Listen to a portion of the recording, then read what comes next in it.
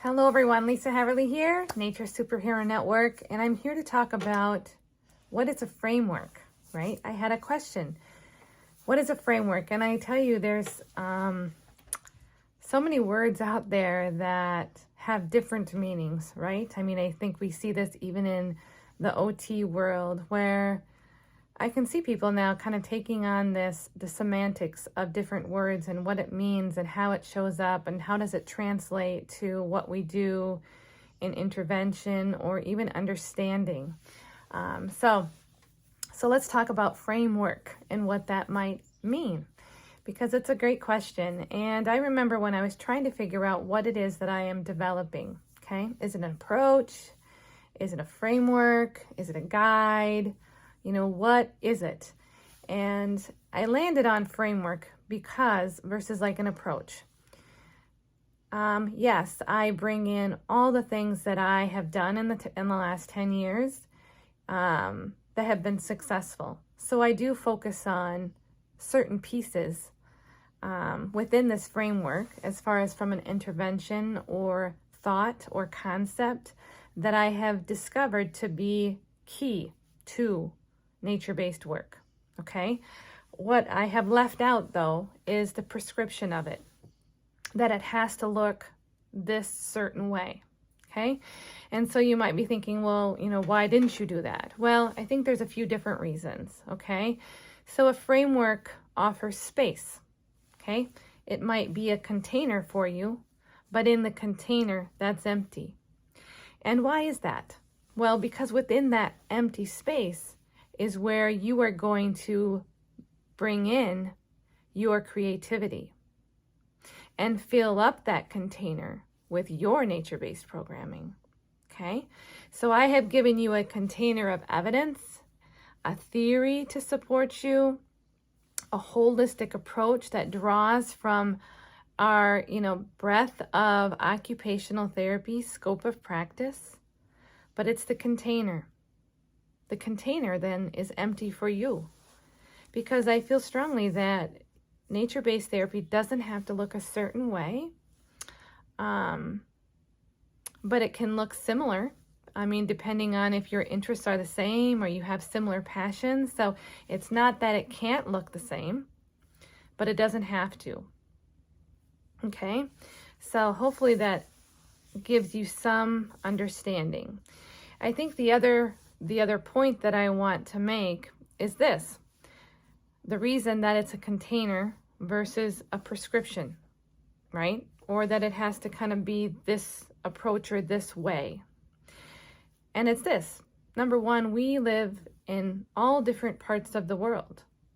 Some of us experience Arctic weather, okay, where we have single-digit highs, where we have below zero wind chills.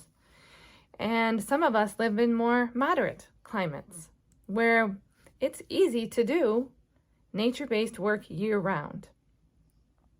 So what I have done in my nature-based work is I'm trying to develop this kind of flow that tunes into those seasons, because I live in Wisconsin, where we have definite 4 seasons, okay?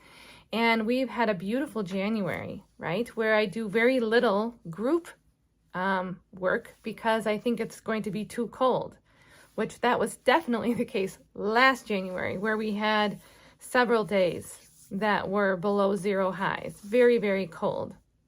This year, it's been the opposite, where we have, January's been in the mid-20s, which is like just a beautiful January. But now I see down the horizon here in February, it's going to be cold again. So I think because we live in different places, we have access points to nature that look different, right? That the nature around where we live has different affordances, different seasons, different climate, different temperatures.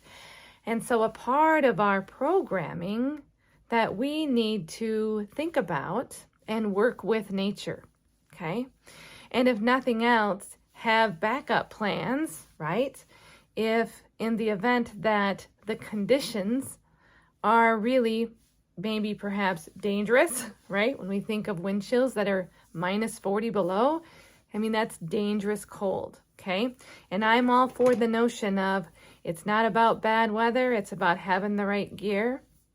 But we can't deny the fact that there are events in nature that can prevent us from doing that work, okay?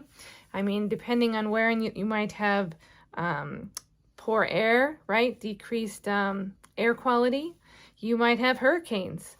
You might have excessive flooding, okay? Whatever that might look like. But I want you to think about that in the design of your nature-based work, that you work with nature where you live. And that becomes then, you know, what you do, okay? With the richness of all that nature affords you where you live, okay? So that's kind of my thoughts for today. So a framework gives you the container, the evidence, the theory. So A, you don't have to go and look up all of that information yourself.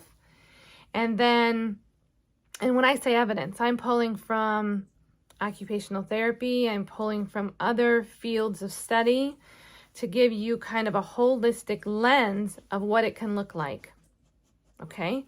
But it's your creativity that matters, because it needs to be something you're passionate about, because that makes it sustainable, right? That you believe in it so much that it will move you forward and keep you moving forward.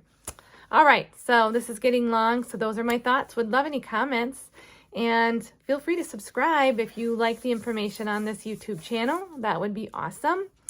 And I'll see you down the road. Thanks so much. Bye.